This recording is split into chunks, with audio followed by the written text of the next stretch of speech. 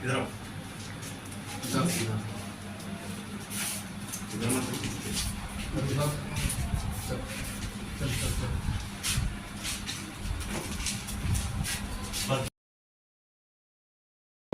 बालोद में एक चोरी हुई थी जिसमें कि काफ़ी मात्रा में आभूषण और अन्य चीज़ें गई थी चोरी होकर।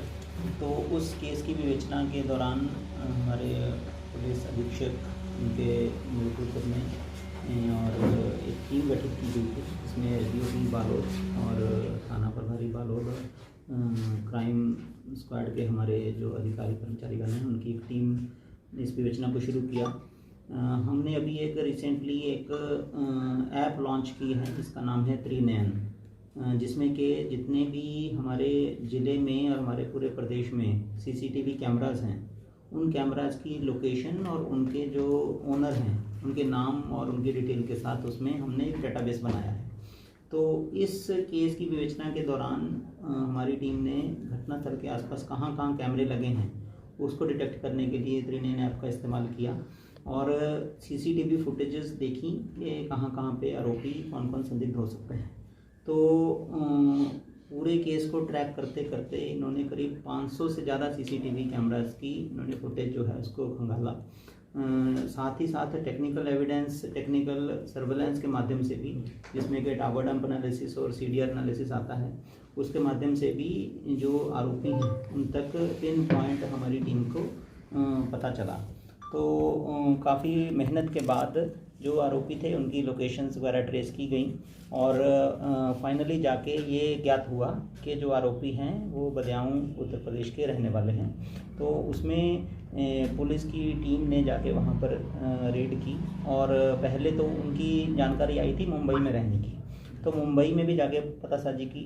तो मुंबई में ये कंफर्म हो गया कि जो आरोपी है वो मुंबई में भी आता है लेकिन मूलतः बदायूं का रहने वाला और अभी वहीं पे मिलेगा। तो बदायूं में जाके पुलिस की टीम ने रेड की तो उसके बाद आरोपी को पकड़ा गया और साथ ही उन्होंने जिस ज्वेलर को सामान बेचा था उसको भी पकड़ा गया और पूरी जो बरामदगी है की गई। ये आरोपी जो हैं ये प्रोफेशनल क्रिमिनल्स हैं। इनके ऊपर सिर्फ बालोद ज़िले में ही जो इनकी पूछताछ में आया है, पूर्व में की गई 4 चोरियों का भी इन्होंने की हैं और साथ ही साथ तेलंगाना पुलिस भी एक केस में इनको तलाश रही है और भी इनसे पूछताछ की जाएगी। तो जितनी भी चोरियां इन्होंने पूर्व में की हैं उसका खुलासा जो है जितना हो सकेगा किया जाएगा और जिस संबंधित पूरे इंडिया में जहाँ जहाँ इन्होंने कांड किए हैं उन संबंधित पुलिस को अवगत कराकर उनके हैंडओवर भी इनको किया जाएगा। तो ये बालोद पुलिस की हमारी बहुत बड़ी सफलता है जिसमें कि करीब अभी तक 7 लाख के सामान जिसमें सोने चांदी के गहने, नकदी और आरोपियों द्वारा घटना में यूज़ की गई बाइक इसको इस्तेमाल किया गया था, उसकी रिकवरी हुई है।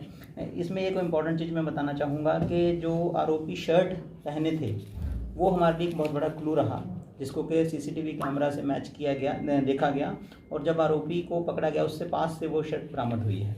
तो ये एक इम्पॉर्टेंट पीस ऑफ एविडेंस हमारे लिए रहेगा। तो इस पूरी सफलता के लिए मैं बालोद पुलिस अधीक्षक, अतिरिक्त पुलिस अधीक्षक, एसडीओपी बालोद और इनकी पूरी टीम को शुभकामनाएं देता हूं और आईजी बतौर आईजी दुर्ग रेंज जो मेरी इनाम देने की पावर है उसके अंतर्गत मैक्सिमम जो इनको इनाम है वो मेरे द्वारा दिया जाएगा। सर, ये जो आरोपी हैं ये प्रोफेशनल क्रिमिनल्स हैं।